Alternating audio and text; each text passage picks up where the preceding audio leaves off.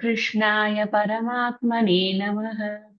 ஸ்ரீமத் பகவத்கீதை 9வது அத்தியாயம் ராஜவித்யா ராஜகுஹ்ய யோகம். இந்த தலைப்பின் கீழ் பகவானுடைய இந்த வித்யினுடைய பெருமையை முதல்ல எடுத்து பகவான் அர்ஜுனனுக்கு சொல்வதற்கு ஆரம்பிக்கிறார். இது எப்பேற்பட்ட வித்யை அப்படின்னு நீ தெரிஞ்சுக்கணும். இது ஏன் எப்பேற்பட்ட வித்யைங்கிறத தெரிஞ்சுக்கணும். அப்பப்போ இந்த வித்யினுடைய பெருமையை நாம சொல்றது அப்படின்னா, நம்ம படிக்கிறச்சே அந்த ஸ்டூடெண்ட்டுக்கு ஒரு உத்வேகம் இருக்கணும், ஒரு உற்சாகம் இருக்கணும்.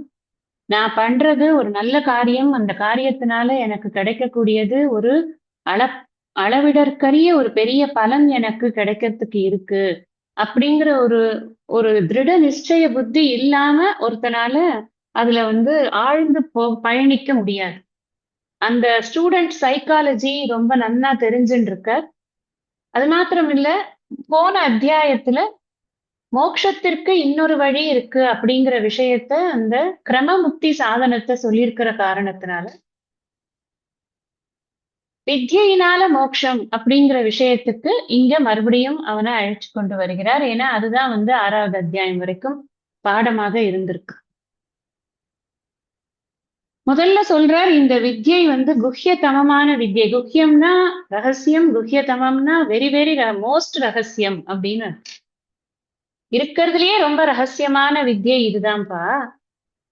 இது குஹ்யதமமா இருக்கு. நான் ஏன் உனக்கு சொல்றேன் அப்படின்னா, உனக்கு ஒரு குவாலிஃபிகேஷன் இருக்கிறதாக நான் அறிகிறேன். என்னன்னா அனசூயவே அப்படிங்கிற எந்த காரணத்திலையும் நீ அசூயைப்படுறது கிடையாது, பொறாமைப்படுறது கிடையாது. பொறாமையினால நீ குருவோட இருக்கக்கூடிய இணக்கத்தை நீ விடுவது கிடையாது.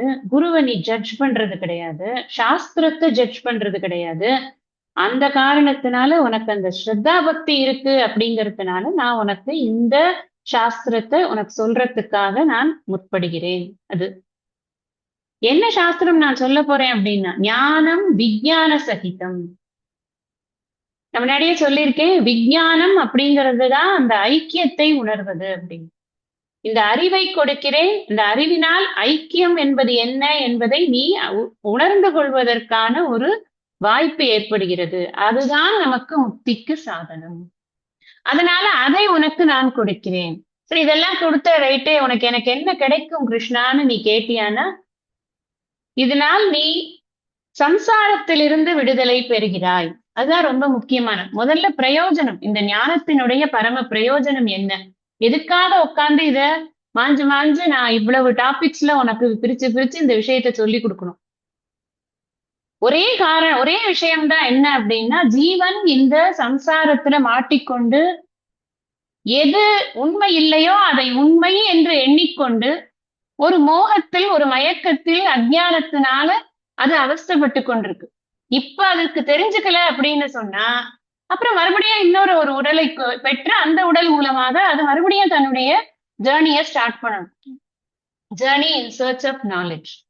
அது இல்லாம இப்ப நான் சொல்லக்கூடிய இந்த விஷயத்தை, இந்த ஞானம் விஞ்ஞான சகிதம், இந்த நாலேஜை நீ எடுத்துக்கொண்டாய் என்று சொன்னால், வித் திஸ் குவாலிஃபிகேஷன், அசூயை இல்லாமல், இந்த ஞானத்தின் மீது எந்த அசூயையும் இல்லாமல் நீ எடுத்துக்கொண்டாய் என்று சொன்னால், இதை தெரிந்து கொள்ளும் பொழுதே அந்த க்ஷணமே நீ மோக்ஷசே சுபா, மோக்ஷசே அசுபாத் மோக்ஷசே அப்படின்னு அர்த்தம். அப்ப பிரிக்கிறது.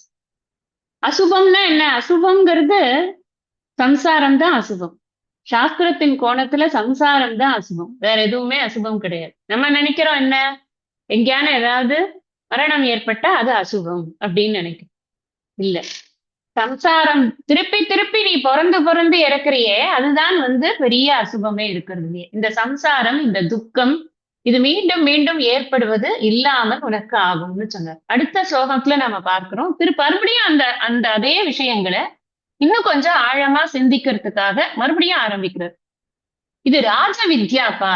இது ஏன் ராஜ வித்யா அப்படின்னா, இது ராஜா எப்படி எல்லாருக்கும் மேல இருக்கானோ, ஒரு ஷைனிங் பர்சனாலிட்டியா இருக்கானோ, அந்த மாதிரி இந்த வித்யை ஒரு ஷைனிங் பர்சனாலிட்டி மாதிரி இருக்குப்பா. இது it shines over all other வித்யா.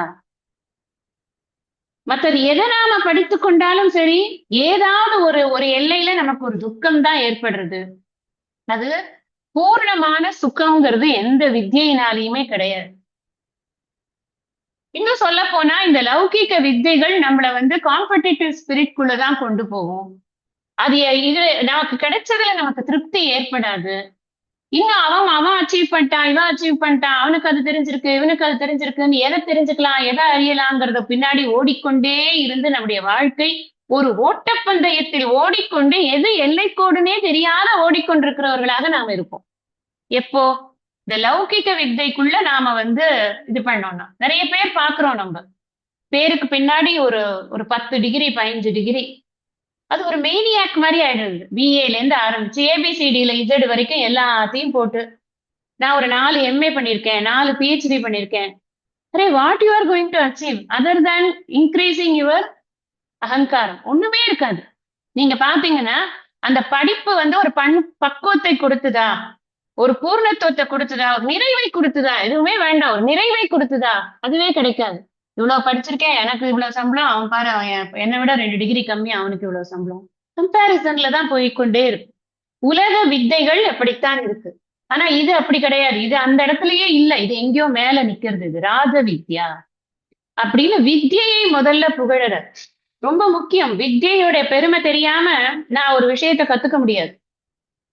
எனக்கு ரொம்ப ஆசையா இருக்கு அப்படின்னா கூட அந்த வித்தையோட பெருமை தெரியாம நான் அந்த வித்தைக்குள்ள என்டரே ஆக முடியாது. சில பேர் ஜோதிஷம் படிக்கணும்னு ஆசைப்படுறான். என்ன காரணத்தினால ஆசைப்படுறான்னா அந்த ஜோதிஷத்து மேல அவளுக்கு ஒரு இது இருக்கு, ஒரு ஒரு ஸ்ரத்தா இருக்கு. அது அது அது ஒரு பெரிய ஒரு ஒரு இதை கொடுக்கும், நமக்கு ஒரு புகழ கொடுக்கும். அந்த வித்தைக்கு அவ்வளவு பவர் இருக்கு, நாம எல்லாத்தையும் கணிச்சு சொல்ல முடியும் அப்படின்னு எல்லாம் அந்த வித்தையை பத்தி. இப்ப நம்ம ஒண்ணும் இல்ல, ஒரு ஒரு இதுக்கு போங்க, ஒரு கம்ப்யூட்டர் சென்டருக்கு போங்க, உங்ககிட்ட என்னென்ன கோர்சஸ் இருக்குன்னு கேளுங்க. ஒரு ஒரு கோர்ஸுக்கும் என்னென்ன பாசிபிலிட்டி ஆஃப் எம்ப்ளாய்மெண்ட் முதற்கொண்டு போட்டு தானே வைக்கிறாங்க.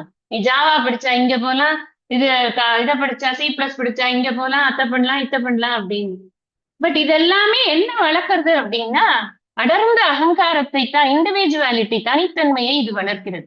ஆனா இந்த வித்யை மட்டும் என்ன பண்றது அப்படின்னா என்டையரா இந்த தனித்தன்மை அப்படிங்கிற ஒரு கான்செப்டையே நீக்கிடுறது. அது இல்லவே இல்லை அப்படின்னு ஒரே போட்டுடுறது. அப்ப என்ன ஆகுது, நான் அப்படிங்கிறதுல நான் வைத்துக் கொண்டிருக்கக்கூடிய தவறான எண்ணங்கள் எனக்கு நீக்கப்படுகின்றன. இந்த தவறான எண்ணங்கள் தான் என்னுடைய துக்கத்திற்கு, சம்சாரத்திற்கு காரணமாக இருக்கிறது. அந்த காரணத்தை நீக்கும் பொழுது எனக்கு துக்க காரணம் போச்சுன்னா துக்கம் இருக்குமோ? இருக்கவே இருக்கு. என்னோட லிமிடேஷன்ஸ் எல்லாத்தையும் ரிமூவ் பண்ணக்கூடிய வித்தையா இது இருக்கு. இது என்ன எப்படி எனக்கே அறிமுகப்படுத்துறது அப்படின்னா என்னை நானே கண்டு எடுக்கிறேன். தேடி கண்டுகொண்டேன், என்னுள்ளே தேடி கண்டுகொண்டேன் அப்படிங்கிறார் திருநாவுக்கரசு. எனக்குள்ளேயே நானே நான் யார் அப்படிங்கிற விஷயத்த நான் ஒரு பெரிய ஒரு ஆனந்த புதையலா இருக்கேன் அப்படிங்கறத எனக்கு தெரிய மாட்டேங்கிறது இந்த வித்தை எனக்கு கத்துக் கொடுக்கறது. அதனால இது பெரிய ஒரு ராஜ வித்யை அப்படின்னு அந்த நிறைய பார்த்தோம் நம்ம இந்த விஷயங்கள் எல்லாம் போன வகுப்புல. அடுத்தது நாம என்ன பார்த்து கொண்டிருந்தோம்னா ராஜகுஹ்யம். இது ஏன் இது ராஜகுஹ்யம் அப்படின்னு கேட்டா ஏற்கனவே குஹ்யதமம் அப்படின்னு சொல்லியிருக்கு. இது ராஜ ரகசியம் அப்படிங்கிறது. ஒரு ரகசியம், ஒரு ஓட்டுக்குள்ள இருக்கிற ரகசியத்தை வெளியில சொல்றதே தப்பு. இது ராஜ ரகசியம். சொல்லலாமா? சொல்லக்கூடாதுல்ல. ராஜா நல்லா பனிஷ் பண்ணிடுவார் ராஜ ரகசியத்தை வெளில சொன்னா. அப்போ இது அந்த அளவுக்கு பாதுகாக்கப்பட வேண்டியது அப்படிங்கிறத இது எவ்வளவு தூரத்துக்கு பெரிய வித்தையோ அவ்வளவு தூரத்துக்கு இது பாதுகாக்கப்பட வேண்டிய வித்தை. இப்ப பாதுகாக்கணும் அப்படின்னா எப்படி பாதுகாக்கிறது? கப்சிப் கபர்தார், யார்கிட்டையும் பேச மாட்டேன், என்கிட்ட எல்லாம் எதுவும் கேட்டுறாதீங்க, எனக்கு எதுவுமே தெரியாது அப்படின்னு இந்த சீன் போடுறதா? அப்படி கிடையாது. உத்தம அதிகாரி இல்லைன்னா சொல்லாத அப்படிங்கிறதுதான் சாஸ்திரத்தினுடைய உபதேசம். எப்படிப்பட்ட அதிகாரின்னு தெரிந்து கொண்ட அவன் he must be yearning, அதாவது தேடணும். ஏதாவது எனக்கு எனக்கு எனக்கு எனக்கு என்னுடைய மனசு ஒரு நிறைவுத்தன்மை அடைய மாட்டேங்கிறது. நான் எவ்வளவோ பண்ணி பார்த்துட்டேன், உலகம் பூரா சுத்திட்டேன், எதை பார்த்தாலும் எனக்கு இதுக்கு மேல இன்னும் என்ன இருக்குன்னு தான் தோன்றதே தவிர இதோட முடியறதுன்னு எனக்கு தோண மாட்டேங்கிறது. சோ வேர் இட் எண்ட்ஸ், எனக்கு அதை பத்தி தெரியணும் அப்படின்னு ஒரு தாகத்தோட ஒருத்தன் வரான்னா அவனுக்கு அந்த வித்தியினால பலன் இருக்கும். ஏதோ ஒண்ணு சும்மா டைம் பாஸ் நல்லபடியா போகணும் நமக்கு அப்படின்னு இருந்தா அது உத்தம அதிகாரியா வேணா நாளடைவுல அந்த சாஸ்திரத்தினுடைய பெருமையினால நாளடைவுல ஆகலாமே ஒழிய ரொம்ப டைம் எடுக்கும். உண்மையிலேயே எனக்கு தெரிந்து கொள்ளணும் அப்படிங்கிற பகவத்கீதையில என்னதான் சொல்லியிருக்கு, பகவான் அப்படி என்னதான் சொல்றாரு. இப்போ ஒரு ஒரு கிறிஸ்டியனை கேட்டா பைபிள்ல இந்த வர்ஸ் இருக்கு அப்படின்னு படிக்க வைக்கிறாங்க, படிக்கிறாங்க. குரான் படிக்க வைக்கிறாங்க, எல்லா இதுலயும் படிக்க வைக்கிறாங்க. இப்ப எனக்குன்னு கொடுத்திருக்கிற புஸ்தகம் இருக்கே, அந்த புஸ்தகத்துல எனக்கு என்ன இருக்குன்னு தெரிஞ்சுக்கணும். Just out of curiosity at least நான் என்னதான் பகவான் சொல்லியிருக்காருன்னு நான் தெரிஞ்சுக்கணும். அந்த கியூரியாசிட்டி கூட இல்லைன்னா அவன்கிட்ட எப்படி சொல்ல முடியும்? சொன்னா என்ன ஆகும் அப்படின்னா விபரீதமான ஒரு விளைவுகள் வரும். பகவான் என்ன சொல்றாரோ அந்த சொல்றதனுடைய அதே அர்த்தத்தை எடுத்துக்காம வேற ஏதாவது ஒரு அர்த்தத்தை எடுத்துக்கொண்டு விபரீதமாக வேலை பண்றதுக்கு ஆரம்பிச்சிருவாங்க.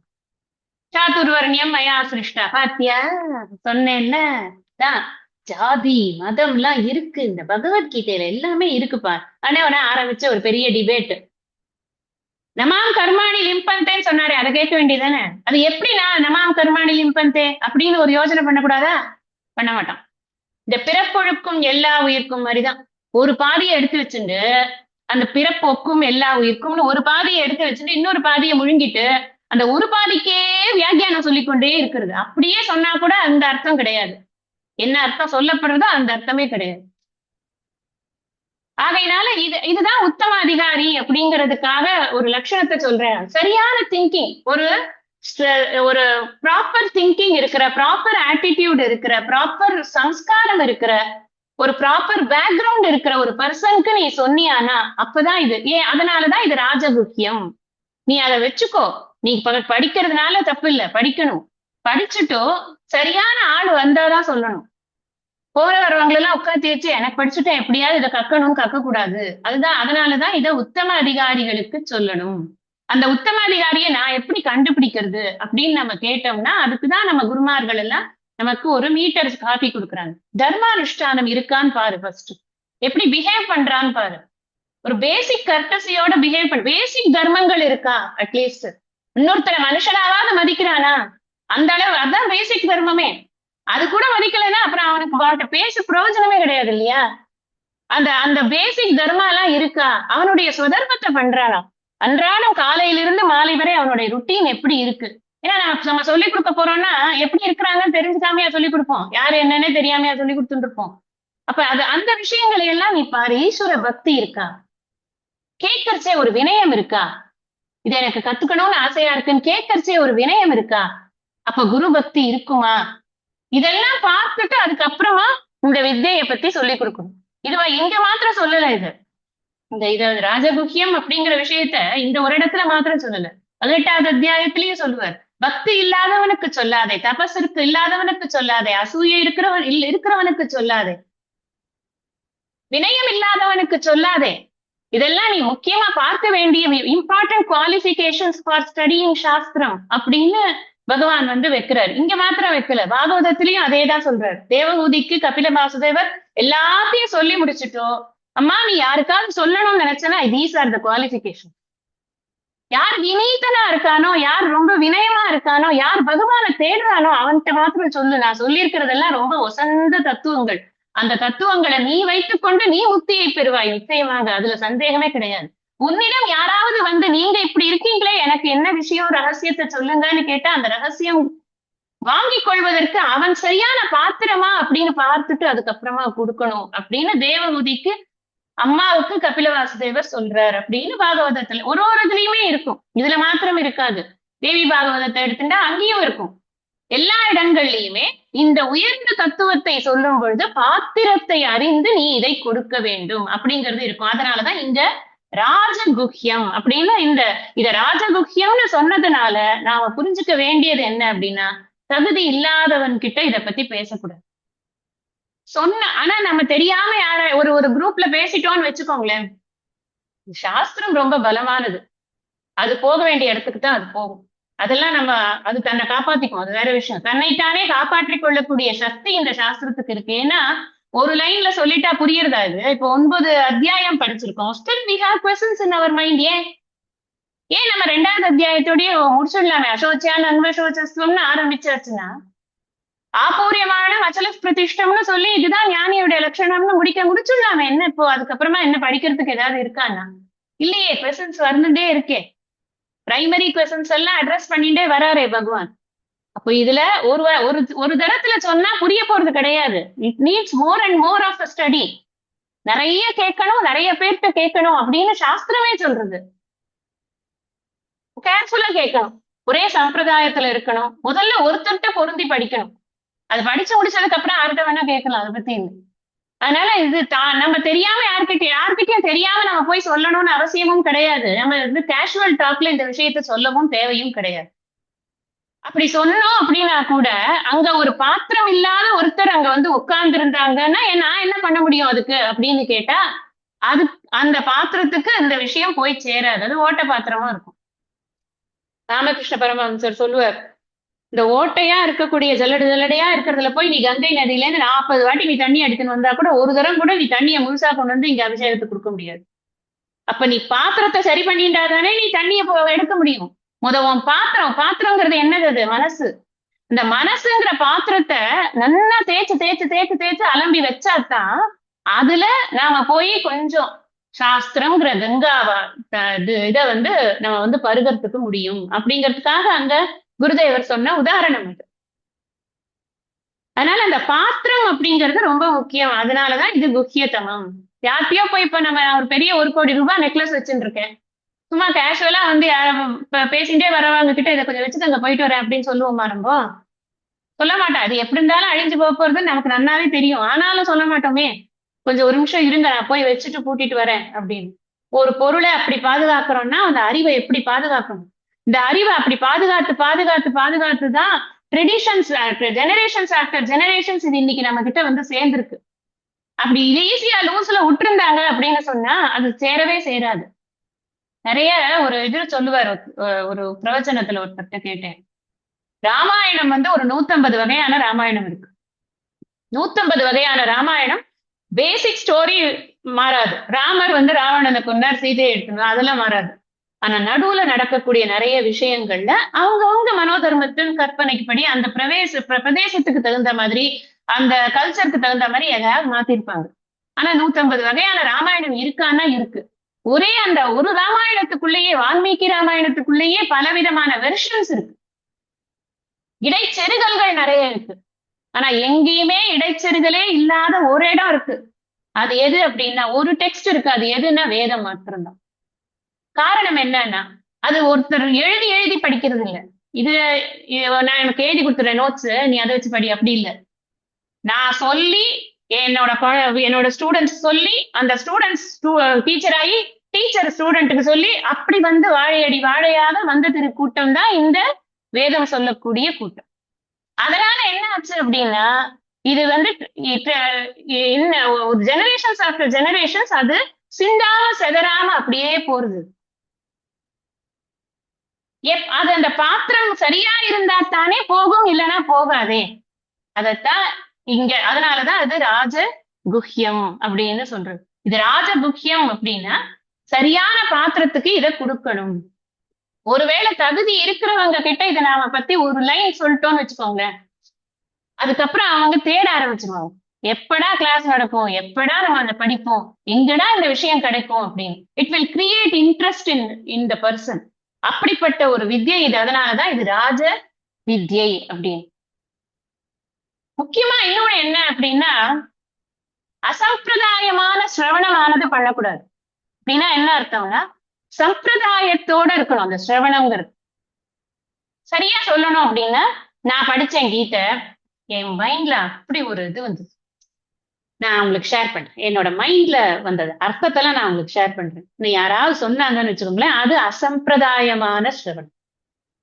கீதை என்னோட குருநாதர் இப்படித்தான் அர்த்தம் சொல்லி கொடுத்திருக்கார், இதுதான் அர்த்தம்னு சொன்னா அது பேர் சம்பிரதாயமான சிரவணம். சம்பிரதாயம் அப்படிங்கிறது ஏன் நம்ம சம்பிரதாயம் வேணும் அப்படின்னு சொல்றோம் அப்படின்னா இன்னதை இப்படித்தான் அர்த்தம் பண்ணிக்கணும்னு வியாக்கியானங்கள் இருக்கு. அந்த வியாக்கியானங்கள் தான் படிப்படியாக வரக்கூடிய. அப்படி வந்தாதான் அந்த ரிச்னஸ் இருக்கும், இல்லைன்னா ரிச்னஸ் இருக்காது. இந்த ஸ்வகபோல கல்பனா அப்படின்பர் சுவாமிஜி. தன்னுடைய புத்திக்கு ஏற்ற மாதிரி, மனோதர்மத்துக்கு ஏற்ற மாதிரி, அதாவது கொஞ்சம் வளர்ந்ததுக்கு அப்புறமா, நல்ல எல்லா சாஸ்திரமும் படிச்சதுக்கு அப்புறமா நாம ஏதாவது ஒரு சாஸ்திரத்துக்கு இப்படி புரிஞ்சுக்கலாமோ அப்படின்னு நினைச்சா கூட அப்ப கூட பயமா இருக்கும். இல்ல நாம இதுக்கு மேல பெரியவங்க எல்லாம் என்ன எழுதியிருக்காங்கங்கறத முதல்ல பாத்துருவோம். அதுக்கப்புறம் சந்தோஷப்பட்டுப்போம். ஓகே, நம்ம நினைச்சதும் இது எழுதினதும் கரெக்ட் படி, நமக்கு திங்கிங் கொஞ்சம் ப்ராப்பர் ரூட்ல இருக்கு அப்படிங்கிற ஒரு வினீத நம்மளுக்கு வந்துரும். இது படிக்க படிக்க அப்படி ஆயிடும். அப்படி ஆனதுனாலதான் ஆதிசங்கரர் முதல்ல எழுதினது விஷ்ணு சகஸ்ரநாமத்துக்கு பாஷ்யம். அவர் குருநாதர்ட்ட அனுமதி கேட்டு எழுதுறார். சரி நீ எழுதி கொண்டு வா பார்க்கலாம். அவருக்கு நம்பிக்கை இல்ல, என்ன இந்த குட்டி பையன் என்னத்த எழுதிட போறது அப்படின்னு. ஆனா அவர் அசத்துன்னு சுவாமிஜி சொல்லுவார், அவரோட ஃபர்ஸ்ட் ப்ராஜெக்ட் இல்லையா, அதனால அவர் பூந்து விளையாட்டுறதுல அப்படின்னு. அந்த ஒரு ஒரு சப்தத்துக்கும் ஒரு உபனிஷத்துல இருந்தும் ஒரு வேத மந்திரத்துல இருந்தும் எடுத்து கோட் பண்ணி ஒரே கொட்டேஷன் மயமாக்கி கொண்டு வந்து குருவை அசத்திட்டாரு. அந்த அளவுக்கு புத்தி இருக்க குரு அட்மிட் பண்ணிட்டாருன்னா அதுக்கப்புறம் there is no taking back. அதாவது அவர் எழுதுறது எல்லாமே எல்லாருக்கும் பிரயோஜனமா இருக்கும். அப்படி குரு வர்றது அது அவதாரம். அது அந்த மாதிரிதானே எல்லாரும் இருக்கும், அப்படி கிடையாது. அதனாலதான் நாம என்ன பண்ணணும்னா முதல்ல வளர்த்துக்கணும். சம்பிரதாயமா என்ன சொல்லிருக்கு அப்படிங்கறத நாம ஒரு சம்பிரதாயம் ஃபாலோ பண்றோம், அத்வைத சம்பிரதாயம் ஃபாலோ பண்றோம்னா அதுல நமக்கு ஒரு குரு, அதுக்கு அவருக்கு ஒரு குரு, அவருக்கு ஒரு குரு பரமகுரு, பரமேஷ்டி குரு, பராபர குருன்னு அது ஒரு ஸ்ட்ரக்சர் இருக்கு. அந்த ஸ்ட்ரக்சர் படி அந்த விஷயங்களை தெரிந்து கொண்டு வரணும். அப்படி வரக்கூடிய வித்தை தான் இது பாதுகாக்கப்பட்ட வித்தையாக இருக்கும்.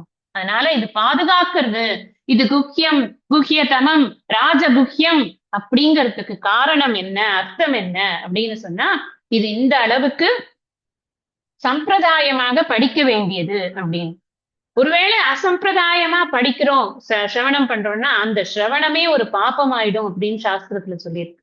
பயமுறுத்துறதுக்காக சொல்றது அப்படின்னு இல்லை. ஏதோ ஒண்ணு படிக்காம புஸ்தகத்தை வைத்துக்கொண்டு அதுல எழுதி இருக்கக்கூடிய அர்த்தங்களை படிச்சு சொல்லிட்டு எத்தனையோ பேருக்கு யூடியூபை திறந்து பாருங்க, எத்தனை பேர் எப்படி கிளாஸஸ் இருக்கு அப்படின்னு. புஸ்தகத்துல இருக்கிறத அப்படியே படிச்சுட்டே அது ஒரு கிளாஸ். அது மாதிரி அசம்பிரதாயமாக படிச்சோம் அப்படின்னு சொன்னா புஸ்தகம் will not reveal the full knowledge. முதல்ல அதை நம்ம தெரிஞ்சுக்கணும். எந்த புஸ்தகமுமே will not reveal full knowledge until அத ஒரு குரு கிட்ட பர்சனலா படிச்சாலொழி அந்த புஸ்தகத்தினால நமக்கு ஃபுல் பிரயோஜனம் கிடைக்கவே கிடைக்காது. கதை புஸ்தகம் வேற, இது மாதிரியான புஸ்தகங்கள் வேற. அதனால புஸ்தகம் வச்சுக்கணும். எதுக்குன்னா படிச்சதுக்கு அப்புறமா திரும்ப போய் ரெஃபரன்ஸ் எல்லாம் பண்ணி அந்த பதங்கள் பதார்த்தங்கள் எல்லாம் படிச்சுக்கிறதுக்கு நம்ம திருப்பி ஒரு தடவை பாக்குறதுக்கு எல்லாம் புஸ்தகம் வேண்டியிருக்கும். ஆனா நான் புஸ்தகமே படிச்சுட்டு அதுலயே நான் எல்லாத்தையும் புரிஞ்சுட்டேன் அப்படின்னா எல்லார் வீட்லயும் இருக்கும் சித்பவானந்தருடைய கீத புஸ்தகம். நமக்கு திறந்து படிச்சா அதுல 4 வார்த்தை புரிஞ்சுதுன்னா அது பெரிய விஷயம். until it is explained அது புரியாது. அதுதான் சம்பிரதாயம் அப்படிங்கிறது. சம்பிரதாய பூர்வகமாக அதை சொல்ற வரை இப்ப நீங்க இதுல இருந்தே உங்களுக்கு தெரியுறதா, வீட்டுல இருக்க புஸ்தகம் ஆனா அதை திறந்தாலும் அந்த விஷயம் என் மனசுக்கு போகல. அப்ப அது ரகசியம் இல்லையா? ரகசியம் தானே. வச்சிருக்கேன் நான், என் கண் எதிர்க்கத்தான் இருக்கு, ஆனா எனக்கு அது என்ன இருக்குங்கிறது தெரியாது, புரியல. நான் ஒரு 4 வரி படிச்சு பார்ப்பேன், அப்புறம் எனக்கு புரியலன்னா நான் என்ன பண்ணுவேன், எடுத்து தூக்கி ஓரமா வச்சிருவேன். புரியறதையாவது படிப்போம், எந்தக்கு மண்டையை போய் காய வச்சிருந்துப்பானு, தேவையாது, அவங்க சொல்லும் போது கேட்டுக்கலாமே அப்படின்னு நான் வெயிட் பண்ணுவேன் இல்லையா? In case I am attending a class. இல்லைன்னா என்ன பண்ணுவேன், என்னைக்குமே எடுக்க மாட்டேன். ஒரு தரம் புரியலன்னா என்னைக்குமே எடுக்க மாட்டேன். சில புஸ்தகங்கள், இந்த கதை புஸ்தகங்கள் அந்த மாதிரி இருக்கிறது மாத்திரம்தான் நாமளே படிச்சு நாமளே இன்ஃபரன்சஸ் நாமளே எல்லாமே பண்ணலாம். அதெல்லாம் ஒரு பெரிய விஷயம் கிடையாது. பட் சாஸ்திரம் படிக்கணும் அப்படின்னு சொன்னா அதுக்கு சம்பிரதாயம் வேணும், குரு வேணும், குரு கிட்ட ஸ்ரத்த வேணும், அதுல ஒரு பக்தி இருக்கணும், சாஸ்திரத்துக்கிட்ட பக்தி இருக்கணும், மனசூயனாக இருக்கணும், இத்தனையும் இருக்கு. அப்படி இருந்தாதான் அந்த ரகசியமான அந்த சாஸ்திரம் முதல்ல நமக்கு வெளிப்படும். நமக்கு வெளிப்படுறதுக்கு பட்டாலுமே கூட அது நமக்கு ரகசியத்திலேயே ராஜ ரகசியமாக நமக்குள்ள உட்கார்ந்து. இன்னொரு ஆங்கிள் நீங்க இது ரகசியம் அப்படிங்கறத புரிஞ்சுக்கணும்னா, இதை நான் எத்தனை பேர்கிட்ட போய் வெளியில காட்டிட்டு இருக்க முடியும்? நான் அத்வைத சித்தாந்தம் படிச்சிருக்கேன், எல்லாம் ஒண்ணுதான் அப்படின்னு சொல்லிட்டு வாங்க எல்லாரும் கையை கோத்துட்டே உட்காரலாம் அப்படின்னு ஏதாவது பிராக்டிக்கலா பண்ண முடியும்? Can I show it? அது ரகசியமா எனக்குள்ள இருக்கு. எப்படி வெளிப்படுறது? என் நடவடிக்கைகள் மூலமாக, நான் எல்லார் மீதும் காட்டக்கூடிய அன்பின் மூலமாக, கருணையின் மூலமாக அந்த கம்பேஷனேட் ஆட்டிடியூட் மூலமாக, யார்கிட்டையும் பொறாமை இல்லாம இருக்கிறதன் மூலமாக, என்னுடைய வார்த்தைகள் நல்ல வார்த்தைகளா இருக்கிறது மூலமா, ஒருத்தரை கூட ஹர்ட் பண்ணக்கூடாதுங்கிற பிரதிஜை எடுத்துக்கிறது மூலமாக, இப்படித்தான் நான் இந்த இதெல்லாம் ஒண்ணுதான், எல்லாம் பிரம்மன்தான், அதுதான் நான்ங்கிறத நான் புரிஞ்சுட்டு இருக்கேங்கிறத, அந்த விஷயங்கிறது இப்படித்தானே வெளிப்பட முடியும். அந்த அளவுல இது ரகசியம் தான். இது ராஜ ரகசியமாக, ரகசியங்களில் ராஜா அப்படி வச்சுக்கணும். இது ராஜகுக்கிய எப்படி வித்தைகளில் ராஜான்னு சொன்னேனோ அது மாதிரி இது ரகசியங்களில் ராஜா அப்படின்னு இத சொல்றது. அப்புறம் என்ன சொல்றாரு அடுத்தது, பவித்ரம் அப்படின்னு. இந்த பவித்ரம் அப்படின்னு சொன்னா என்ன அர்த்தம்? பியூரிஃபை பண்றது. அதுலயும் எப்படிப்பட்ட பவித்ரம் அப்படின்னா உத்தமம் பவித்ரம் அப்படிங்கிறது. சாதாரணமான பவித்ரம் இல்ல, உத்தமம் பவித்ரம். இங்க 4வது அத்தியாயம் 38வதுல பாருங்க. நஹி ஞானேன சதுருஷம் பவித்ரமிக வித்யதே தத் ஸ்வயம் யோக சம்சித்தஹ காலேன ஆத்மனி விந்ததி. நஹி ஞானேன சதுருஷம் பவித்ரம். இங்க என்ன சொல்ற? உத்தமம் பவித்ரம். உத்தமம்னா என்ன? மேலான, மேலானதா தூய்மைப்படுத்தக்கூடிய சாதனங்கள்லயே இதுதான் மேலானது அப்படின்னு. அதேதான் அங்கேயே சொல்ற, நகி ஞானேன சதுருஷம், அதற்கு ஈடாக பவித்திரம் பண்றது ஒண்ணு இல்லப்பா. தூய்மைப்படுத்தக்கூடியதற்கு இதற்கு ஈடாக ஒண்ணு இல்லை. இங்க அதே வேற வார்த்தையில போடுறாரு, அவ்வளவுதான். என்ன பவித்திரம் பண்றது? உத்தமம் பவித்திரம். எப்படி இது தூய்மைப்படுத்துறது அப்படின்னா, வேற எந்த வித்தியினால நாம எதை பண்ணினாலும் ஐ ஹாவ் டன் இட், அது ஏன் ஒர்க். நான் ஒரு குரோஷா போடுறேன்னா கூட, நல்லா இருக்கா, அது ஏன் ஒர்க். இது நான் பெயிண்டிங் பண்ணிட்டேன், ஏன் ஒர்க். It creates கர்த்திருவம். நான் தான் பண்ணேன், நான் டூயர்ஷிப், அது எனக்கு கிரியேட் ஆகுது. கர்த்திருவம் எனக்கு கிரியேட் ஆகுது எந்த வேலை பண்ணினாலும். அதே சமயத்துல போக்திருத்துவம், அது என்ஜாயர்ஷிப், நான் அதை அனுபவிக்கிறேன் இல்லையா. நான் செயல் புரிபவன் என்றும் என்னை அனுபவிப்பவன் என்றும் நான் அடையாளப்படுத்திக் கொள்கிறேன் எல்லா வித்தியைகளிலும். இல்லாம அந்த வித்தியை பண்ண முடியாது. ஆனா இந்த வித்தியை என்ன பண்றது அப்படின்னா, அந்த கர்த்திருவம் போக்திருத்துவம் ரெண்டையும் கடாசி வீசி எறியறது. நான் கர்த்தாவும் இல்லை, நான் போக்தாவும் இல்லை. நான் வேலை பண்ணி கொண்டிருக்கும் போதே நான் வேலை பண்ணாதவனாக என்னை ஐடென்டிஃபை பண்ணிக்கிறேன். அதே 4வது அத்தியாயம் போகும், 18ன்னு நினைக்கிறேன். கர்மணி அகர்மய பஷ்யேத் அகர்மணி ச கர்மயக ச புத்திமான் மனுஷ்யேஷு ச யுக்த கிருத்ஸ்ன கர்ம கிருத்து. அவன்தான் செய்யும் செய்கையை செய்து முடித்தவன் ஆவான். எவன் செய்யும் பொழுதே நான் செய்யாதவன் என்ற அறிவை கொண்டிருப்பவன். செய்பவன் யார்? செய்யாமல் சாட்சியாக இருப்பவன் யார்? இந்த அறிவு யாருக்கு இருக்கோ அவன்தான் செய்யும் செய்கை செய்து முடித்தவன் அப்படின்னு இங்க சொல்றார். நம்ம இதெல்லாம் படிச்சதுதான். நான் எப்பவுமே நான் உங்களுக்கு கோட் பண்றது எல்லாமே I keep it as a point in my mind. பின்னாடி அதுக்கான ரெஃபரன்ஸ் இருந்தாலும் கொடுக்கறது இல்ல, முன்னாடிதான் கொடுக்குறேன். ஏன்னா படிச்சது இங்க ரெஃபர் பண்ணி பாக்குறதுலதான் சந்தோஷம் அதிகம். முழுக்க படிச்சுட்டோம்னா அப்புறம் இங்கேயும் அங்கேயும் கிராஸ் ரெஃபரன்ஸ் எல்லாம் பூந்து விளையாடலாம். நம்ம as we pass on, முன்னாடி இப்படி சொல்லியிருக்கே அப்படிங்கறத நம்ம படிச்சுட்டே போகலாம். அப்போ இந்த ஞானம் ஏன் பவித்திரம் பண்றது அப்படின்னா, ஃபர்ஸ்ட் பாயிண்ட் என்ன? நான் செயல் புரிபவன், நான் செயலின் பலனை அனுபவிப்பவன். இந்த 2 எண்ணத்தை எனக்கு நீக்கிறது. நான் செயல் புரிபவனும் அல்ல, நான் செயலின் பலனை அனுபவிப்பவனும் அல்ல. இரண்டுமே கிடையாது. பவித்திரமான விஷயங்களுக்கெல்லாம் இது பவித்திர தன்மை கொடுக்கக்கூடியதாக இருக்கிறதுன்னு ஒரு வியாக்கியம். எந்தெல்லாம் நம்ம இதுதான் பெஸ்ட், அப்படி இதுதான் ரொம்ப தூய்மைப்படுத்தக்கூடிய. தூய்மைங்கிறது பல ஆங்கிள் நம்ம பார்க்கணும். மனசோட தூய்மை, எங்க மனசு எப்ப தூய்மை ஆறுது அப்படின்னா, மனசு எப்ப அசுத்தமாறுதுன்னு ஃபர்ஸ்ட் பார்க்கணும். மனசு எப்ப அசுத்தமாறுது? அழுக்காறு அவா வெகுளி இன்னா சொல் 4ம் இழுக்கா என்றது அறம். நான் என்னுடைய மனசுல இந்த அழுக்காறு அவா வெகுளி இன்னா சொல்லா வந்துடுத்து அப்படின்னா அப்ப எனக்கு மனசு மாசு அடைஞ்சு போச்சு. இப்ப நான் என்ன பண்றேன்? எல்லா அறமும் அந்த மாசுகளை களைவதற்காகவே நான் செய்து கொண்டிருக்கேன். மனத்துக்கண் மாசு இலன் ஆதல் அனைத்து அரண் ஆகுல நீரப்பிற. 2 குறளை நீங்க மறக்க கூடாது. அரண் வலியுறுத்தல் ஒரு குறள் கூட மறக்க கூடாது. அப்ப நான் என்னுடைய மாசுகளை நீக்கிறதுக்காக நான் நிறைய அறங்கள் பண்றேன். அதுலயே சிறந்த அறம் எது அப்படின்னா, இந்த படிக்கிறேனே இதுதான் முதல் அறம். ஏன்னா இது மற்ற எல்லா அறங்களையும், நான் செய்யக்கூடிய அத்தனை அறங்களையும் இது தூய்மைப்படுத்துகிறது. ஏன்? ஏன்னா மற்ற அறங்களால் எனக்கு கிடைக்கக்கூடிய புண்ணியம் என்பதும் பாபம் என்பதும் பலன்களாக இருக்கு. அது நான் நான் தான் கர்த்தா என்ற எண்ணத்தை நீக்குவதன் மூலமாக அந்த புண்ணியமும் பாவமும் என்னுடைய சித்த சுத்திக்கு உபயோகமாகுது. எப்படி நம்ம புரிஞ்சுக்கிறோம் இத? நிஷ்காமமாக இந்த கர்மங்களை பண்ணும் பொழுதுதான் எனக்கு சித்த சுத்தியானது கிடைக்கிறது. அந்த சித்த சுத்தி துவாராதான் நான் ஞானத்திற்கான பிராப்தியை அடைய முடியும். குரு உபசதனம் என்பதே எனக்கு முதல்ல கிடைக்கும். அப்ப நான் என்ன பண்றேன் அப்படின்னா, இந்த ஞானத்தை நாடுவதன் மூலமாக, இந்த பவித்திரமான இந்த ஞானத்தை, உத்தமம் பவித்திரம் ஞானத்தை நாடுவதன் மூலமாக நான் என் மனத்தை தூய்மைப்படுத்திக் கொள்கிறேன். அந்த சக்தி வேற எதுக்குமே கிடையாது. இந்த ஒரு ஞானத்துக்குத்தான் இருக்கிறது இந்த பவித்திரத்தன்மை பவித்திரத்தை பண்ணுவதற்கு. எத்தனையோ ஸ்லோகங்கள் சொன்னா மனசு சுத்தமாயிடுறதே அப்படின்னா, நீங்க ஸ்லோகம் சொல்லி முடிச்சதுக்கு அப்புறம் அடுத்த வேலை பண்ணும்போது திரும்பி அழுக்கு ஏறதே வருதா இல்லையா? Next question. ஆனா இந்த ஞானம் என்ன சொல்றது?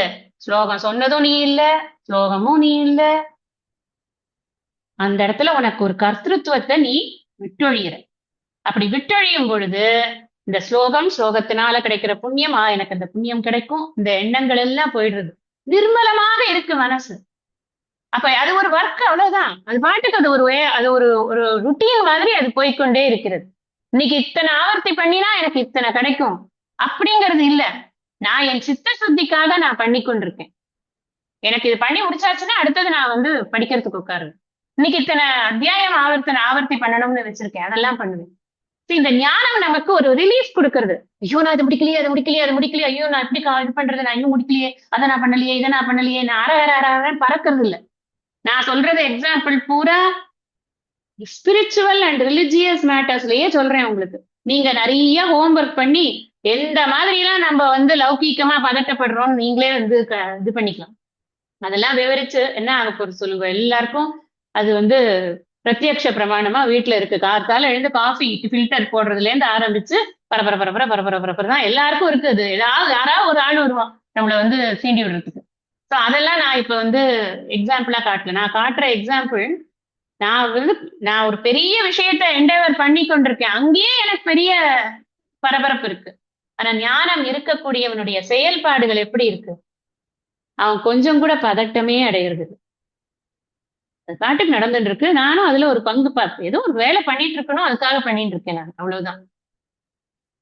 சிகேஸ்வர் லோக சங்கிரகம் அப்படின்னே சொல்றாரு இல்லையா 3வது அத்தியாயத்துல.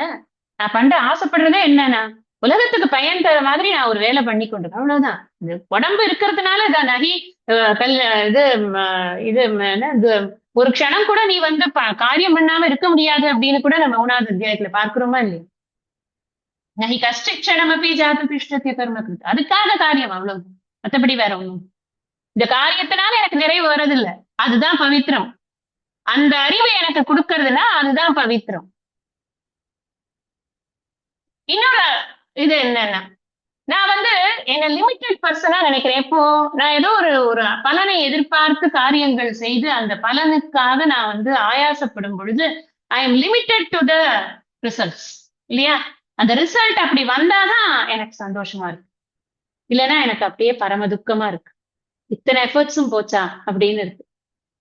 இந்த ஞானம் என்ன லிமிட்லெஸ் ஆக்குறது, இது என்ன அபரிச்சின்னமா ஆக்குறது, இது என்ன எல்லையற்ற தன்மையை இந்த ஞானமானது எனக்கு கொடுக்கிறது. தன்மை இல்ல, அறிவை கொடுக்குது. நான் எல்லையற்றவள் அப்படிங்கிற அறிவை கொடுக்குது. எல்லைகள் அப்படிங்கிறது ஒரு மாய கற்பனை. இந்த உடம்புங்கிறதே ஒரு மாய கற்பனைங்கிறதே அது ஒரு எல்லை. அந்த எல்லைக்குள்ள நான் இருக்கேங்கிறதே ஒரு மாய கற்பனைன்னு எனக்கு இந்த ஞானம் எனக்கு கொடுக்கறதுன்னா, அந்த ஞானம் எனக்கு அந்த லிமிடேஷன்ஸ் எல்லாம் நீக்கிறதா இல்லையா? அதுதான் பவித்திரம் பண்றது அப்படின்னு. It purifies my mind, it takes me out of limitations. அப்ப அந்த லிமிடேஷன்ஸ் பூரா போயிடுறது. எனக்கு லிமிட்லெஸ்ஸா இருக்கேன், நிறைவா இருக்கேன், திருப்தியா இருக்கேன். அதனால நான் அல்பமா இருக்கிறது. நான் எப்ப அல்பமா நடந்துப்பேன் எல்லார்கிட்டையும், நான் ஏதோ ஒண்ணு கிடைக்கல அப்படிங்கிற போதுதான் எனக்கு அந்த அல்பத்தனம் வருது. இந்த அல்பம் ஆயாசம் இது எல்லாமே எனக்கு இந்த பவித்திரம் பண்றதுனால எனக்கு போயிடுறது. இது ஒண்ணு. எதை பியூரிஃபை பண்ணுறது அப்படி நான் இப்ப சொன்னதெல்லாம் மனசுல இருக்கக்கூடிய லிமிடேஷன்ஸை பியூரிஃபை பண்ணு. அடுத்தது இந்த ஞானத்தினால நமக்கு ஞானாக்னி தத்த கர்மாணி அப்படின்னு பார்க்கிறோம். என்ன கர்மாணி? சஞ்சித பாபம், பூரா சஞ்சித பாபம் எல்லாம் ஞான தழல் சுட்டு வெந்நீராக்கும். கிஞ்சித் ஆகாமியம் தான் கிட்டாமல் விட்டு போகும். விஞ்சின பிராரப்தத்தின் வினை அனுபவித்து தீரும். கைவல்ய நவனி. இந்த ஞானத்தோட பெருமை என்னப்பா? ஏற்கனவே நீ ஒரு மூட்டை வச்சுட்டு இருக்க, அந்த மூட்டையில இருந்து கொஞ்சம் ஓபன் பண்ணிதான் இப்ப பகவான் வந்து இந்த பிறவியில இதுதான் பிராரப்தம், பிரகர்ஷேன ஆரப்தம், இதை வைத்துக் கொண்டு நீ நன்றாக அனுபவின்னு அனுப்பி விட்டார் ஒரு அம்மாவுக்கு வயிற்றுக்குள்ள. அதுக்கப்புறம் நான் வெளியில வந்ததுல இருந்து அதை அனுபவித்துக் கொண்டிருக்கேன். அந்த மூட்டை அப்படிதான் இருக்கு, அந்த மூட்டையில இருந்து கொஞ்சம் தான் வெளில வந்திருக்கு. சோ நாம ஞானம் அடைகிறேன் அப்படின்னா ஃபர்ஸ்ட் எனக்கு என்ன ஞானம் அடைகிறதுனா என்ன? நான் யார் என்பதை அறிந்து எனக்கும் இந்த தூய உணர்வுக்கும் யாதொரு வித்தியாசமும் இல்லை, இரண்டும் ஒன்றுதான் அப்படிங்கிற ஐக்கிய ஞானத்தை, ஞானம் விஞ்ஞான சகிதம், அதை நான் அடைந்துட்டேன் அப்படின்னு சொன்னா அந்த மூட்டை என்ன ஆயிடுது? ஞான தழல் சுட்டு வெந்நீராக்கும். இந்த ஞானம் என்கிற தீயானது அந்த மூட்டையை எரித்து பஸ்பமாக்கிறது அப்படின்னு சாஸ்திரம் சொல்லுது. கைவல்யத்துல ஒரு அழகான விசாரம் இருக்கு. அது என்னன்னா, சிஷ்யன் சந்தேகப்படுவான், அது எப்படி நம்ப முடியும்? எல்லாரும் அவங்கவுங்க பண்ணின பாவத்தை தீக்கணும் தானே போட்டிருக்கு, அப்ப எப்படி தீக்காம வந்து போகும் அப்படின்னு. சிஷ்யர்கள் எப்பவுமே வந்து they will be very curious to ask questions இல்லையா? அதனால அப்படி கேட்பான். குரு சொல்லுவேன், கரெக்டுப்பா, நீ சொல்றதெல்லாம் ரொம்ப கரெக்ட். ஆனா அதே சாஸ்திரத்துலதான் சொல்லியிருக்கு, உனக்கு ஏதாவது பிரச்சனை வந்தா நீ இந்த மாதிரி பரிகாரங்கள்லாம் பண்ணு, அதெல்லாம் போயிடும், பிரச்சனையெல்லாம் போயிடும் சொன்னா உடனே ஓடுறல்ல நீ. இந்த கோயில்ல போய் விளக்கு போடுறேன், அந்த கோயில்ல பூசணிக்காயை வெட்டி அதுல விளக்கு ஏத்துறேன், தேங்காயை உடைச்சு அதுல விளக்கு ஏத்துறேன், எந்தெந்த ஜோசியர் என்னென்ன சொல்றாளோ எல்லாத்தையும் பண்றேன். நீ என்ன நம்பிக்கையில பண்ற? எனக்கு பாவம் எல்லாம் போயிடும், என்ன கஷ்டம் எல்லாம் போயிடும்ன்ற நம்பிக்கையில தானே நீ பண்ற. அதே மாதிரி வேத பூர்வத்துல என்ன சொன்னதோ அது மாதிரி வேத அந்தத்துல என்ன சொல்லிருக்கு தெரியுமா? நீ உன்னை அறிந்து கொண்டாய் என்றால், உன்னை நீ அறிந்தாயாகில் உனக்கு ஒரு கேடும் இல்லைன்னு அங்க சொல்லியிருக்கப்பா. இத நீ ஒத்துமையான அதை நீ ஒத்துக்கணும். அவர் லாஜிக்கலா போட்டு அடிப்பாரு. பியூட்டிஃபுல்லான இடங்கள் அது, நான் ரொம்ப ரசிக்கிற இடங்கள். ஏன்னா it all comes to our mind. எல்லாருக்கும் இருக்கு எந்த கஷ்டம் இல்லையா? அப்புறம் என்னத்துக்கு நான் வந்து நான் அந்த கோவிலுக்கு போனேன் எல்லாம் நம்ம ஏன் போறோம்? ஒரு நம்பிக்கை இருக்கு. நிச்சயமா என்னோட கஷ்டங்கள் தீரும் எனக்கு ஒரு நம்பிக்கை இருக்கு. உண்மையிலே நான் செய்யற செயல் எனக்கு கஷ்டங்களை தீர்த்துக்கிறதோ இல்லையோ, என் நம்பிக்கை என்னுடைய கஷ்டங்களை நிச்சயமாக தீர்க்கிறது, அல்லது அந்த கஷ்டங்களை ஹேண்டில் பண்றதுக்கான பவராவது எனக்கு கொடுக்கறது. முக்கியம் நமக்கு அதுதான் வேணும். அதனால எதுக்கு சொல்ல வரேன் அப்படின்னா, இந்த ஞானம் அப்படிங்கிறது அந்த மூட்டை இருக்கே, அந்த மூட்டையை வந்து அது எரிச்சு சாம்பல் ஆக்கிடுது, பஸ்பம் ஆக்கிடுது, ஒண்ணும் கிடையாது. சரி ரைட்டு, ஆகாமின்னு ஒண்ணு இருக்கேன், நான் இப்ப பண்ணிக்கொண்டே இருக்கிறேன், நான் இப்ப வேலை பண்ண நான் ஏதாவது ஒண்ணு பாவத்தது ஜெனரேஷன் ஆஃப் பாப்பா வந்து ரொம்ப ஈஸியா ஆயிடுறது எனக்கு. ஆகாமி இஸ் ஆல்வேஸ் கிரியேட்டட் ஆச்சு, அது என்ன ஆகுது அப்படின்னு அதுதானே அவர் நான் முன்னாடியே சொல்லியிருக்கேன் உங்களுக்கு இந்த விஷயம். இது சஞ்சிதம் பெரிய மூட்டை, அடுத்த பிறவிக்கான ஒரு விதை அங்கதான் உட்கார்ந்துருக்கு. அதனால அது வந்து இந்த பிராரப்த கர்மத்தோட வினையும் ஆகாமியும் சேர்த்து திரும்ப சஞ்சிதத்துக்குள்ள போட்டு அங்கிருந்து ஒரு கலக்கி அதுல இருந்து ஒரு கால்கிலோ எடுக்கிறார் பகவான் அப்படின்னாக்கா, நம்ம என்ன இப்ப இந்த ஞானம் என்ன பண்றது? இது எப்படி பவித்திரம் பண்றது அப்படின்னா, சஞ்சித பாவம் பூரா அழிச்சிடுறது, ஆகாமி இல்லாம பண்ணிடுறது, பிராரப்தத்தினுடைய வினையை மட்டும் அவன் அனுபவிச்சு தீர்த்துடுவான்.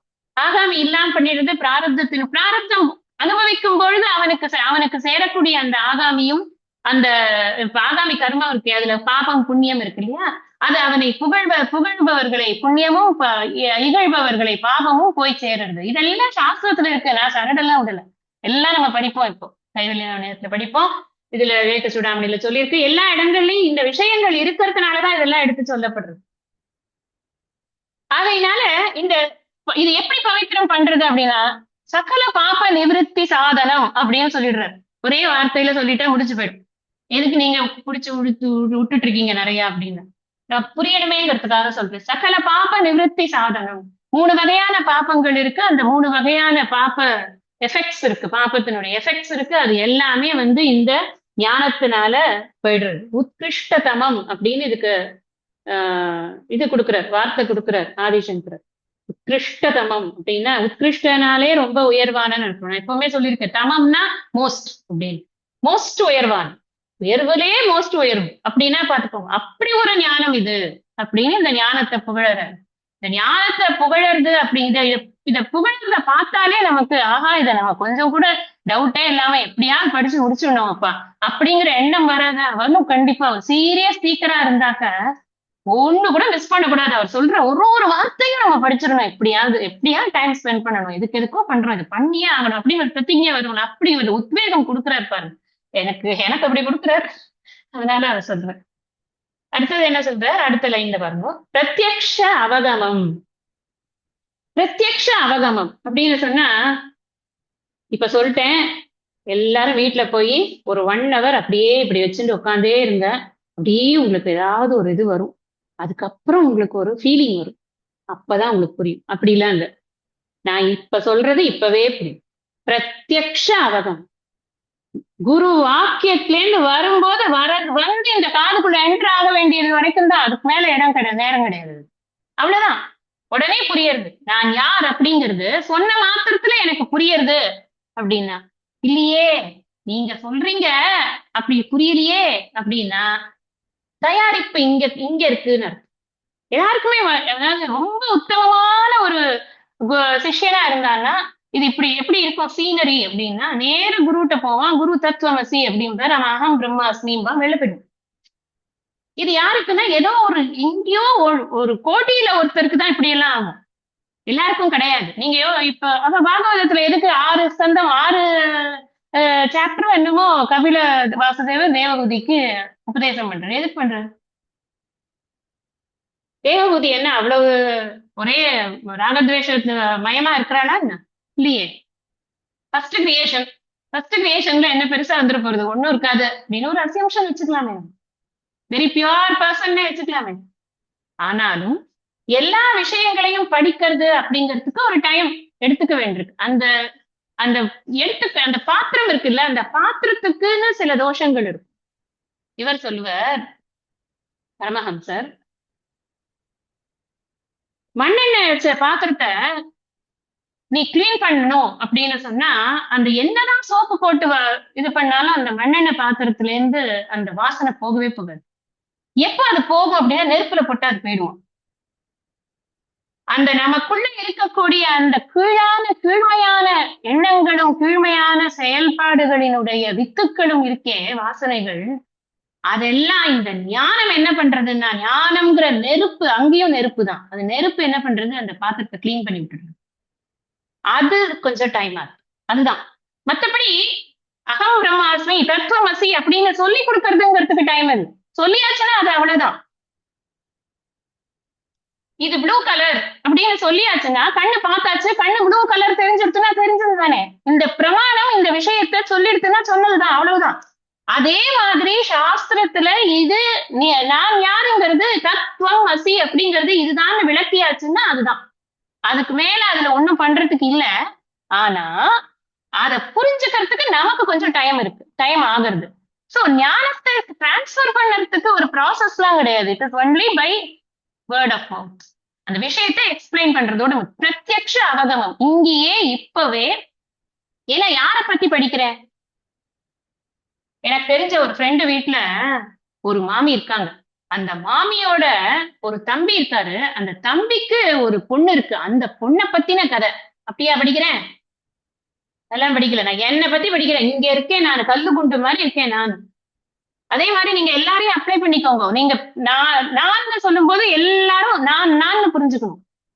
அப்ப என்னை பத்தி படிக்கிறேன் நான் எங்க இருக்கேன், நான் இருக்கேன் சொல்லணும்.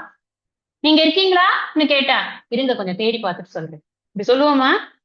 சொல்ல மாட்டோம். லைட்டே இல்லைன்னா கூட என்ன பண்ணுவோம்? இருக்கியா? இருக்கேன் சொல்லுவோமா மாட்டோமா? இருட்டுல எங்கப்பா இருக்க நீ? இங்கதான் இருக்கேன் சொல்லுவோமா மாட்டோமா? எப்படி சொல்றோம்?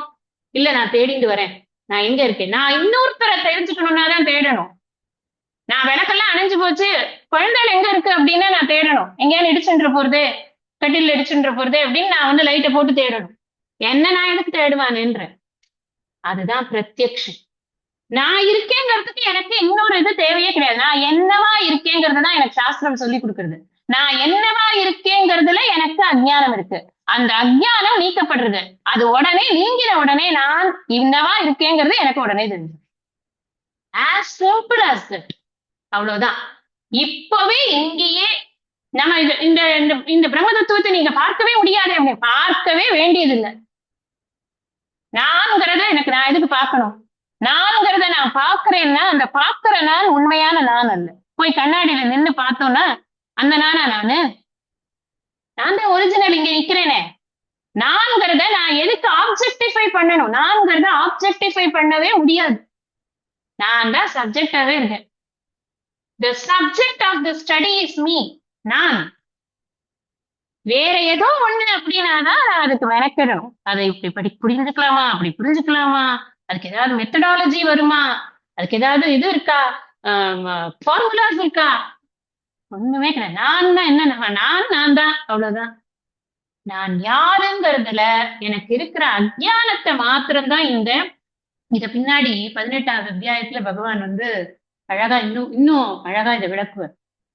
அது ஆதிசங்கரர் அதை விட அழகா விளக்குவார். பகவான் சொன்னதை அவர் இன்டர்பிரேட் பண்றது இன்னும் நல்லா இருக்கும். ஒரே விஷயம், இதே விஷயம் இதுதான். இப்பவே நான் சொல்லிட்டு இருக்கேனே, இதுதான் விஷயம். என்னன்னா, நான் என்ன புரிஞ்சுக்கிறேன்னா என்னை பத்தின அஜ்ஞானம் நிவர்த்தியா இருக்கு, அவ்வளவுதான். ஞானம் எனக்கு என்ன பண்றது? What is the work? எது பவித்திரம் பண்றது? அது எல்லாம் நிறைய வேர்ட்ஸ் போடுறோம். But what it is actually doing, அதை முதல்ல தெரிஞ்சுக்கோங்க. அப்படின்னா என்ன தெரிஞ்சுக்கிறது? என்னை பத்தி எனக்கு ஒரு ராங் மிஸ்கன்செப்ஷன் இருக்கு, அதை நான் நீக்கிக்கிறேன், அவ்வளவுதான். நான் இதை சாரின்னு புரிஞ்சுட்டு இருக்கேன். இப்ப நான் இதை புக்குன்னு புரிஞ்சுட்டேன், அவ்வளவுதான்.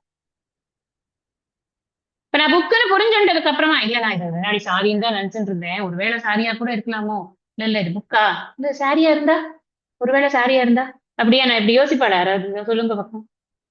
ஒன்ஸ் இட் இஸ் அண்டர்ஸ்டுட், அவ்வளவுதான். சோ இதுல இது பொருளுக்காக இந்த உதாரணத்துல பொருளுக்காக மாறறதுக்கான வழி இருக்கு. இது இந்த எக்ஸாம்பிள்ல இது வேற ஒண்ணா இருந்து இங்க மாறி இருக்கலாம், அப்படியெல்லாம் இருக்கு. நான்கிற விஷயத்துல நான் யாருங்கிறதுல இருக்கிற அஜ்ஞான நிவர்த்தி தான் ஞானம் எனக்கு செய்யக்கூடிய விஷயம். அதனாலதான் 6வது அத்தியாயத்தை சொல்றார், ஆத்ம சம்ஸ்தம் மனக்கிருத்வா நகிஞ்சிதபி சிந்தையே. நீ உன்னை அறிந்து கொண்டு உன்னில் நீ நிலை பெற்று உன்னில் இரு, எங்கேயும் போயிடாத. அது இடம், அதுவே உனக்கு நல்ல இடம் தான், அங்கேயே இருக்க வேண்டியதுதான். அதனால வேற எங்கேயாவது புத்தி போச்சுன்னா என்ன ஆகும்? விஷயங்களுக்கு போச்சுன்னா மறுபடியும் பழையபடி இந்த சம்சாரத்துல உழறதுக்கு ஆரம்பிச்சு. அதனால இது என்ன அப்படின்னா, இந்த சாஸ்திரத்தினால நான் என்னை நன்கு அறிகிறேன். எப்படி அறிகிறேன்னா, இப்பவே இங்கேயே நான் யாருங்கிறத எனக்கு சாஸ்திரம் விளக்கின உடனேயே எனக்கு புரிகிறது. பிரத்யக்ஷ அவகமம் அப்படிங்கிறது. புரியாததுக்கான தடைகள் என்ன அப்படின்னா, எனக்கிட்ட இருக்கக்கூடிய லோயர் குவாலிட்டிஸ், ஆசைகள், அப்புறம் எனக்கு இருக்கக்கூடிய பாக்கிய ஸ்பர்ஷே ஸ்வசப்தாத்மா அப்படின்னு சொல்றாரு இல்லையா, வெளிநோக்கு பார்வை. என்னுடைய பார்வைகள் வெளியில இருக்கு. இந்திரிய விஷயங்களின் பின்னாடி என்னுடைய இந்திரியங்கள் போறதுனால எனக்கு இது உள்ளுக்குள்ள போக மாட்டேங்குது. படிச்சுட்டே இருக்கிறச்சேயே இப்போ டைரக்ட் கிளாஸ்ல சில சமயம் அப்படி ஆகும். இப்படி யாராவது வராண்டால் நடந்து போவோம், அவளை நம்ம முக்கியமா அப்படி கடைசிக்கு போற வரைக்கும் பார்த்து நிற்பாங்க. இங்க அவர் பாட்டு கரடியா கத்தின்னு உட்காந்துருப்பாரு, தொண்டை உயிர் மீண்டு கஷ்டப்பட்டு ஒரு சாஸ்திரத்தை சொல்லி கொடுத்திருந்தார். அது ரொம்ப முக்கியமா. பை நேச்சர் நம்மளோட புத்தி மேலில தான் போறதுன்னு சாஸ்திரமே சொல்றது. பராஞ்சிகாணி வெத்ருநட் சுபாவம்னு இருக்கு. ஆனா சாஸ்திரம் படிக்கிறச்சே அட்லீஸ்ட் அதுக்குதான் இதெல்லாம் சொல்றாரு. இது சாஸ்திரம் இப்படிப்பட்டதுப்பா, அப்படிப்பட்டதுப்பா, நீ இதை பத்திரமா அதுக்கு மரியாதை கொடுத்து நீ படிக்கணும்ப்பா அப்படிங்கிற விஷயத்த ஏன் சொல்றாரு? நம்ம புத்தி போயிடும், அந்த மாதிரி இப்படியே மேயும் எங்கேயாவது. இப்ப ஆன்லைன்ங்கிறதுனால நமக்கு தெரியாது யார் யார் என்னென்ன ஸ்திதியில இருந்துட்டு இந்த கிளாஸ் கேட்கறா தெரியாது. ஏன்னா நம்ம இப்ப எல்லாரையும் பார்க்கக்கூடிய கிளாஸ் ரூம் செட்டப் இதுல கிடையாது. அப்ப நம்ம யார் யார் எப்படி இப்படி இருக்காங்க நம்ம அசம்ஷன் தான். இந்த சாஸ்திரம், இந்த உன்னதமான சாஸ்திரம் அந்த ஒரு ஸ்ரத்தா பக்தியை கொடுத்துரும். அது ப்ராப்பரா தான் உட்காந்து படிப்பாங்க, உட்காந்துதான் படிக்கிறாங்க அப்படிங்கறதெல்லாம் நமக்கு ஒரு அசம்ஷன் தான், மற்றபடி ஒண்ணும் பண்ண முடியாது. இது ஏன் புரியலங்கிறதுக்காக நான் சொல்ல வரேன். இது பிரத்யக்ஷ அவகமமா இருக்கும்போது எனக்கு புரியலைன்னா அதுக்கு இதெல்லாம் தடைகளாக இருக்கும். அப்ப நான் முன்னாடியே சொல்லியிருக்கேன், இன்னொருத்தர் வந்து ரேங்கிங் போட வேண்டாம், நாமளே போட்டுக்கலாம். நான் எப்பயோ நான் என்னென்னலாம் பண்றேன், இதை நான் புரிஞ்சுக்கிறதுக்கு என்னென்னலாம் முயற்சி பண்றேன். முயற்சி பண்ணணுமானா பண்ணிதான் ஆகணும். முயற்சி பண்ணாதான் புரியும், இல்லைன்னா புரியாது. ஏன்னா அந்த அளவுக்கு தடைகள் இருக்கு மனசு. விபரீத பாவனைகள் அவ்வளவு இருக்கு. அதனால இந்த தடைகள் எல்லாம் நீங்கிடுச்சுன்னா அப்படியே ஃபுல்லா நம்ம நம்ம நம்ம நம்ம மைண்ட்ல வந்து கொஞ்சம் கூட இதுவே இல்லாம, டவுட்டே இல்லாம இந்த நாலேஜ் வந்து பிரகாசமா இருக்க போகுது. இருக்கு. இது ஏற்கனவே நான் பிரகாச ஸ்வரூபம் தான், ஏற்கனவே நான் நிறைவான ஸ்வரூபம் தான், நான் முக்தன் தான், நான் பத்தன் அல்ல அப்படிங்கிறத புரிஞ்சுக்கிறோம். அவ்வளவுதான். நான் என்னுடைய அஞ்ஞானத்தினால நான் பத்தன்னு நினைச்சு கொண்டிருக்கேன், நான் பத்தன் அல்ல அப்படின்னு என்னுடைய கட்டு விலங்கு எல்லாத்தையும் நீக்கிவிட்டார் என்னுடைய குரு. அதுக்கப்புறம் நான் ஃப்ரீயா விட்டு விடுதலையானேன், இந்த சிட்டு குருவியை போலே ஜாலியா பாடின்னு பறக்க வேண்டியதுதான். தெரிஞ்சு விடுத்துன. அடுத்தது என்ன சொல்ற? பிரத்யக்ஷ அவகமம் முடிஞ்சுடுத்து இன்னைக்கு டைம். இந்த தர்மியம் சுசுக்கம் கொஞ்சம் டீட்டெயில்டா போறது ஒரு 2-3 கிளாஸ் ஆகும் தான் நினைக்கிறேன். இந்த இதுக்கப்புறம் இன்னும் இன்னும் டீப்பா பகவான் வந்து 4, 5, 6 எல்லாம் வந்து கம்ப்ளீட்டா அந்த கிரக்ஸ் அழகா கொண்டு வந்து கொடுக்குறார். அது வந்து ஆழமா படிச்சாதான் அந்த விஷயங்கள் வந்து நமக்கு நம்ம மைண்ட்ல இருந்து போகவே போகாது. அதுக்காக தான் இதெல்லாம் கொஞ்சம் விஸ்தாரமா சொல்ல வேண்டியதா இருக்கு. இந்த அளவுல நாம இன்னைக்கு இந்த வகுப்பை நிறைவு பண்ணிக்கலாம். மேற்கொண்டு அடுத்த கருத்துக்களை எல்லாம் நம்ம அடுத்த சத்சங்கத்துல படிக்கலாம். மையனே எனதுள்ளே நின்று அனந்த ஜன்மங்களாண்ட மெய்யனே உபதேசிக்க வெளிவந்த குருவே போற்றி. உய்யவே முக்தி நல்கும் உதவிக்கோர் உதவி நாயேன் செய்யுமார் ஒன்றும் காணேன் திருவடி போற்றி போற்றி. நிறைவு பிரார்த்தனை. படிக்கணுமா?